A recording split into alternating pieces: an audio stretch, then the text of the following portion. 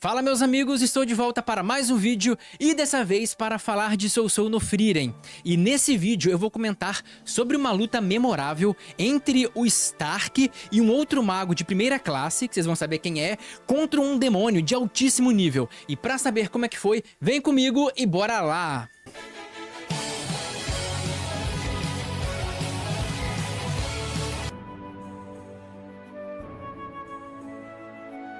E meu amigo, se você é novo aqui no canal, apenas saiba que esse vídeo faz parte de uma série de vídeos no qual eu estou lendo e acompanhando o mangá de Sou Sou no Frieren.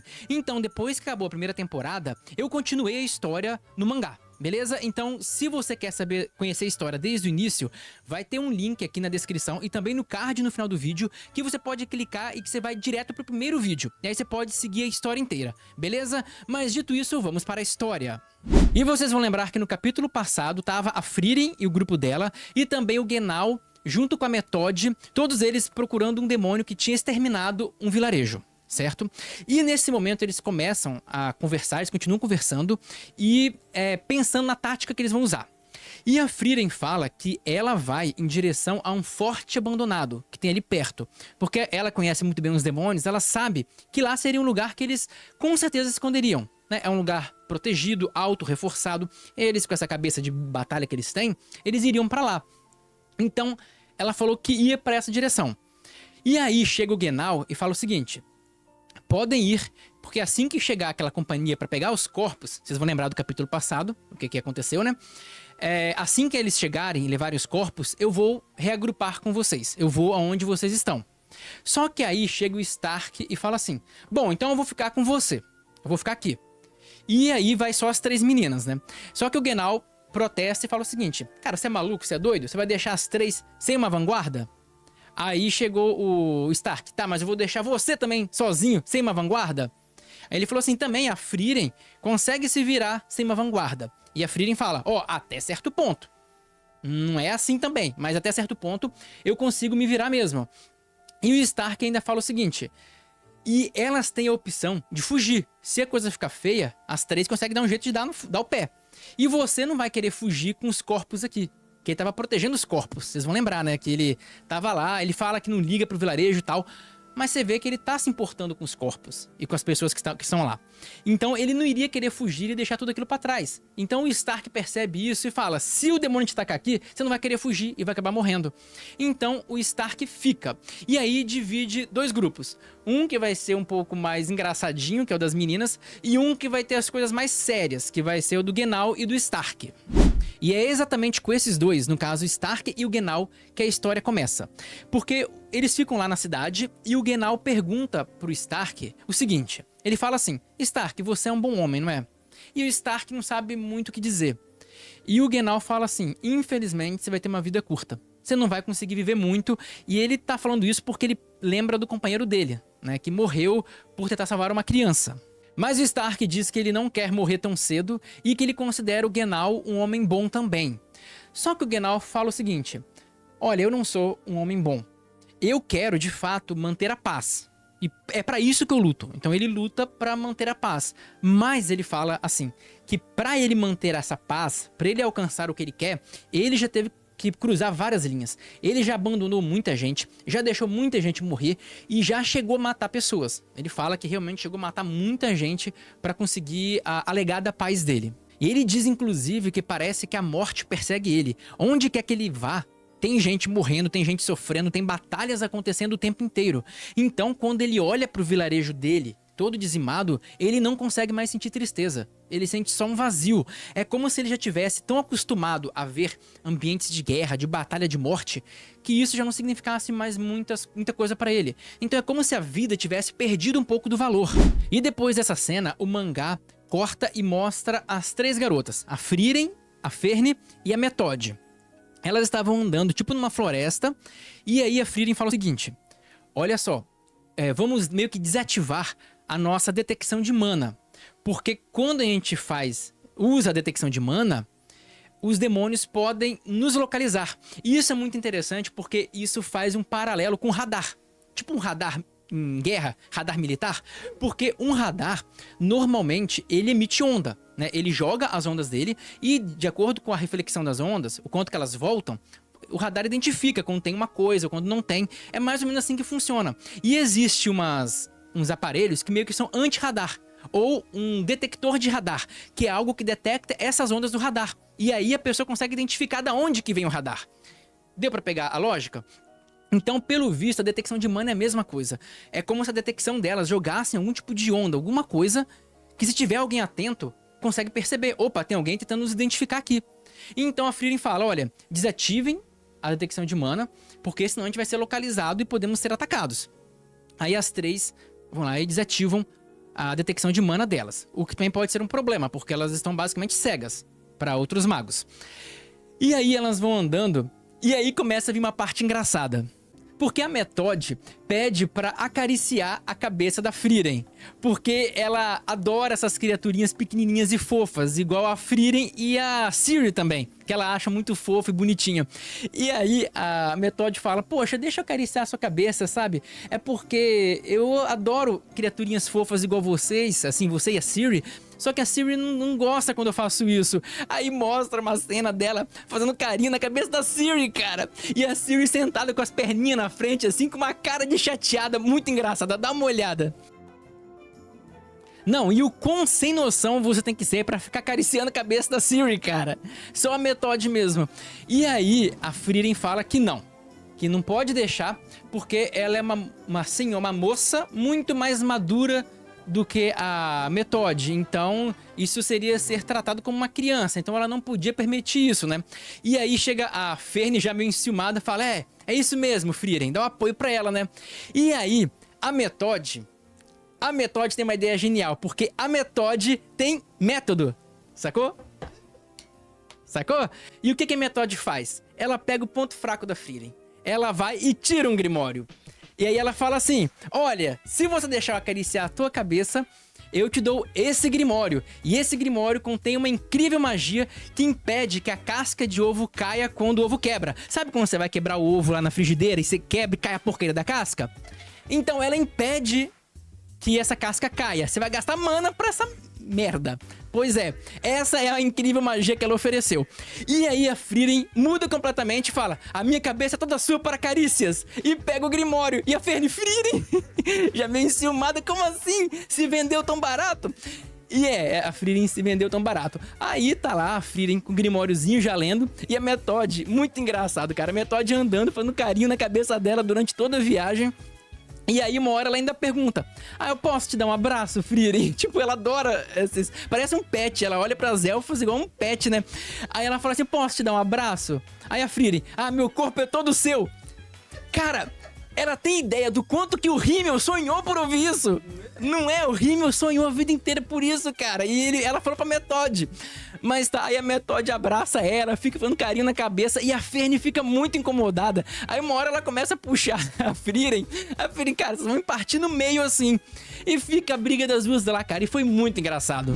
E aí o mangá já mostra outros dois demônios que estavam voando ali na região. E um deles era uma bela mulher com umas faixas nos olhos. E também um outro cara, que eu suponho que seja o discípulo do Aldebaran, visto que ele tava sem um chifre quebrado. Talvez seja ele, não sei. Mas esses dois, eles já estão lá pro combate. E a primeira coisa que eles fazem é lançar uma névoa. Algum desses dois tem essa magia, que é uma magia de névoa, que além de obstruir toda a visão, ele impede a detecção de mana. Então veja só, vocês vão lembrar que nos primeiros capítulos que eu li, que tinha aquele cristal que absorvia mana, a Fern fala do desespero que é para um mago ter a sua sensibilidade de mana cortada. É como estar cego. Então a magia desse cara já faz isso, já tá com uma neblina que ninguém consegue ver nada e nem sentir mana. E logo depois vem um ataque mágico de um dos demônios também, que passa entre a Methode e a Frieren e a Fern. Então as duas se separam, os dois grupos se separam. A Methode fica sozinha num canto e a Fern e a Frieren em outro canto. E como eles estavam voando e usaram magias distintas, a Fern questiona a Frieren no seguinte ponto. Ela fala o seguinte: ô Frieren, você não disse que demônio normalmente só tem uma magia? Eles só fazem uma coisa? E por que então que eles estão voando, usando névoa, usando ataques mágicos à distância? O que aconteceu? Aí a Frieren falou assim, olha, não conte voar como magia para um demônio. Voar é uma coisa extremamente básica para eles, sabe? Então, ignora a parte de voar. Voar não conta. É como se eu falasse o seguinte, olha, você vai ter que aprender técnica de luta. E durante a luta você anda, certo? Você vai andar durante uma luta. E andar é uma técnica de luta? Não, andar é uma coisa que você faz desde sempre. Você usa também na luta. Então é a mesma coisa para um demônio. Voar, eles sempre voaram, eles voam da forma mais natural, é como andar para um ser humano. Então isso nem conta como magia. Isso é o básico do básico do básico para um demônio. Então a Frieren diz isso. E ela diz que não vai se meter nessa luta. Que ela vai deixar a Ferne cuidar de um desses demônios e que ela acha que ela é capaz. E aí a Ferne fala, olha, eu acho que esses caras são experientes. Eu não sei se eu dou conta, não. Aí a Frieren, você dá conta sim. Eu acho que você consegue. Aí a Frieren aponta para uma direção. Na hora que ela aponta, a Ferne olha e já vê uma magia vindo com tudo. E a Ferne consegue fazer uma barreira no último instante. Ela faz uma barreira e se protege. E aí ela fala, tá vendo, Frieren? Se eu não tivesse me avisado, eu estaria morta. Aí a Frieren, agora você viu ele. Você vai conseguir. Vai lá. Então a Ferne, trancando, levanta e vai enfrentar o discípulo do Aldebaran ali, o cara com chifre quebrado. Enquanto a outra mulher deve ter ido atrás da Methode. E depois o mangá volta pro Genau e pro Stark. E eles começam a conversar sobre esse demônio que exterminou o vilarejo. O Genau fala que esse demônio também foi o mesmo que matou o ex-colega dele. Aquele cara que era gente boa pra caramba e que morreu pra proteger uma criança.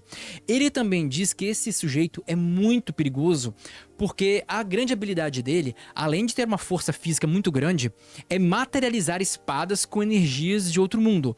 Então aquela espada que ele usa é basicamente a manifestação da vontade e do desejo dele de matar. Então é uma espada extremamente poderosa. E ele tem a capacidade de alterar o peso da espada livremente. Então assim, a espada dele pode ter o peso de uma pena e uma lâmina extremamente cortante, que ela seria um ataque muito rápido e com como fosse uma navalha, cortando tudo.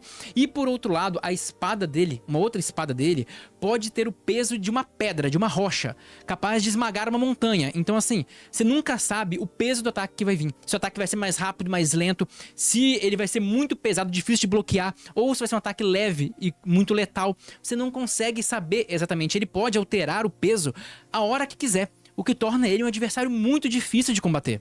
E aí, no meio dessa conversa, o Genau percebe que tem um inimigo se aproximando. Aí ele fala, Stark, tem alguém vindo, se prepara. Aí os dois se levantam e do nada aparece ele, aquele demônio dos 4 braços, e atacam os dois, só que os dois conseguem pular e escapar. E aí o demônio começa a falar. E ele pergunta, quem são vocês? Só que o Genau simplesmente ignorou o cara, desculpa a palavra, mas ele cagou pro cara. E falou o seguinte, Stark, não deixe ser atingido pela espada dele, porque um golpe em cheio dele pode ser letal. Então se cuida. E aí o demônio ficou muito incomodado, porque ele foi totalmente ignorado. O Genau nem respondeu ele. Aí o demônio falou assim, eu vou perguntar de novo. Quem são vocês? Aí o Genau falou assim, diz uma coisa, quando você vai exterminar uma praga, você sempre se apresenta pra essa praga? Acho que não, né? Dizendo que ele não vai nem responder, ele não se dá nenhum trabalho, ele despreza tantos demônios que ele não tem nem conversa, sabe? Ele ignora o que eles falam. E aí o demônio fica muito puto e fala, beleza, vocês não querem falar, acho que eu vou ter que exterminar umas pragas também. E vai pra cima deles de novo, e de novo eles conseguem evitar o golpe pulando pra trás, se esquivando.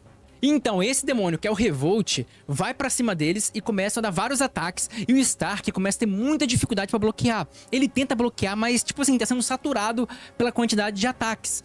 E aí o Genau até fala, vai, se movimenta, cara. E o Stark fala, não, mas eu tenho que ser a sua defesa, eu tenho que ser a sua vanguarda. Aí o Genau falou, calma, não se preocupa que o meu forte é corpo a corpo. O que é raro, né? Um mago cujo forte é a curta distância. Mas aí ele mostra o grande dom dele, que foi aquela habilidade, sabe o presente que você ganha quando você vira mago de primeira classe, que a Ciri te dá uma magia? Ele mostra qual que é a magia dele, que são as asas negras de aço. Cara, é muito legal porque nasce tipo umas asas de anjo negras, muito estilosa no Genau. E aquilo é extremamente poderoso, porque ele começa a ir pro combate direto contra o demônio. Então ele começa a lutar e as espadadas do demônio são bloqueadas pela asa. É como se a asa dele virasse outros braços, só que braços extremamente resistentes. Então ele consegue parar aquelas espadadas do demônio com a maior facilidade e consegue contra-atacar, porque como a asa é muito grande, o alcance dela é muito grande também. Então ele consegue contra-atacar o demônio, que se protege, e eles começam a lutar. Fica o Stark e ele lutando contra o demônio com os 4 braços lá, e a luta fica muito dinâmica, fica muito interessante e muito equilibrada. Só que o Genau começa a ficar preocupado, porque ele fala assim: beleza, a luta tá equilibrada, tá como se fosse 50-50. Só que a capacidade de reação desse demônio é maior do que a nossa. Então a chance dele nos acertar é um pouco maior. E segundo também que a durabilidade dele é muito maior. É completamente sobre-humana. Então nós vamos começar a cansar antes dele. Então ele começa a ficar preocupado. E o medo do Genau começa a acontecer. Porque mesmo ele bloqueando com as asas dele, alguns golpes começam a passar. Tanto que ele toma uma espadada de raspão no ombro. O que começa a ficar preocupante. E de repente, quando ele olha pro Stark, ele vê a seguinte cena. O Revolt dá 3 ataques muito rápidos em sequência no Stark. O primeiro ele consegue bloquear. O segundo ele esquiva e pega um golpe de raspão. E o terceiro, o Revolt acerta ele em cheio. Dá um golpe no peito dele e o Stark cai. E aí ele fala: porra, o guerreiro à vanguarda caiu. Deu ruim.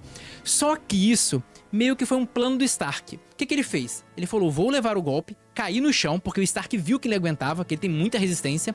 Ele sentiu os golpes do Revolt na hora que ele defendia e percebeu que ele conseguiria sobreviver.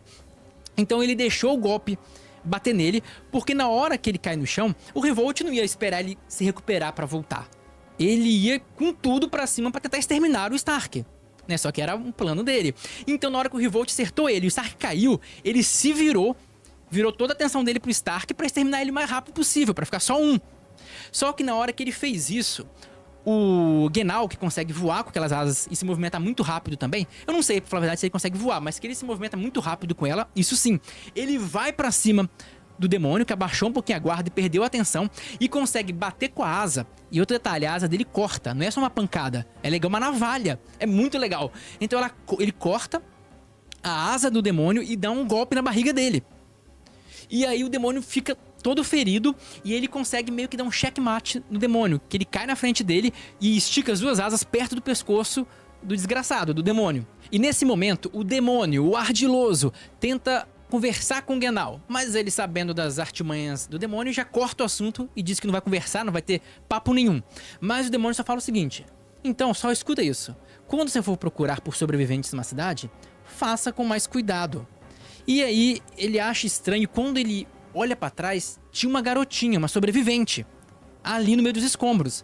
E aí naquilo que ele olha, o demônio pega a espada e arremessa pra matar a menina. Ele joga a espada nela e ele, já que tá com aquela asa e fica muito rápido, ele vai muito rápido e entra na frente da menina e bate na espada com a asa. Então ele consegue salvar a menina. E antes do Genau parar para pensar no que ele tinha feito, aquela criança que ele salvou enfiou uma espada, uma pequena espada na barriga dele com tudo. E realmente perfurou a barriga dele, né? E aí ele cai no chão, todo ferido, sangrando.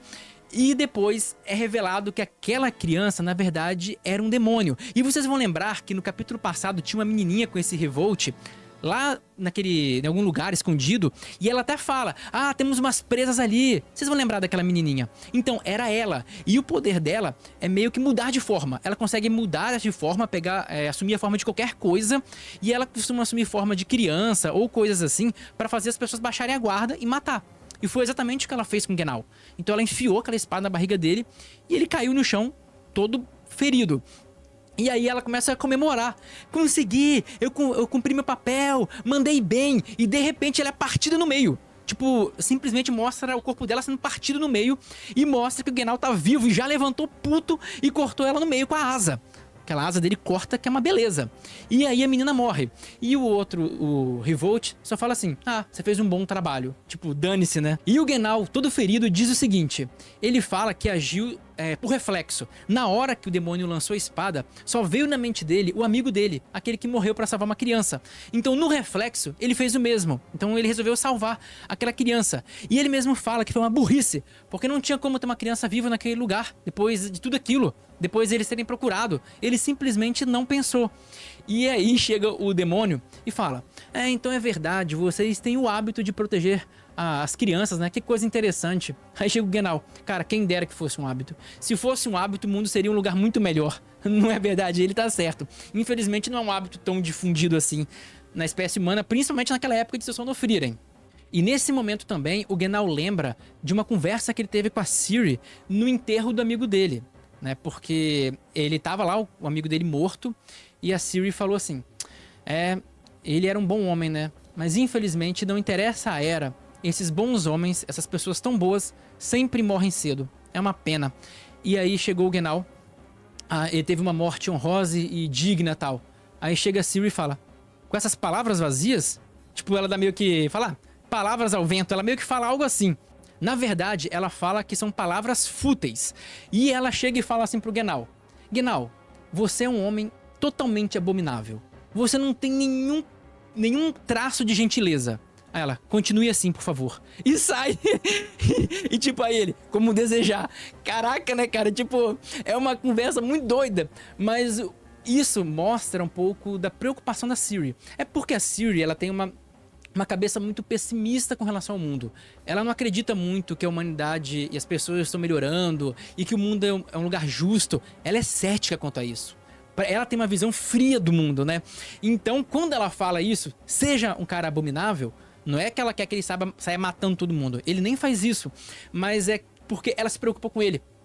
Ela não quer que ele termine igual esse cara. Então ela prefere que ele seja esse cara meio turrão, esse jeitão do Genau, do que ver ele morto. Então é uma coisa muito legal também, esse ponto de vista da Ciri, que é muito bem construído. E depois o mangá volta pra luta, onde tá o Genau lá ferido, sangrando pra caramba, e o Revolt tenta matar ele. Vai pra cima pra dar as espadadas dele e terminar com o Genau o mais rápido possível. Só que antes que ele chegue no Genau, o Stark levanta e bloqueia o ataque dele de novo. Ou seja, o Stark realmente resistiu àquele ataque e tá de pé pra continuar a batalha. E vendo isso, o Genau chega e fala o seguinte pro Stark: cara, você é meio estúpido, você poderia ter ficado no chão, se fingido de morto e fugido. Aí o Stark chega e fala: mas assim a gente perderia a batalha, e eu quero ser o último homem de pé nessa luta. E o Genau adora o que ouviu e fala: então eu vou me unir a você nos seus últimos esforços. E o Genau depois diz que ele adora isso, pois quanto mais perigoso, mais excitante é quando você consegue sobreviver.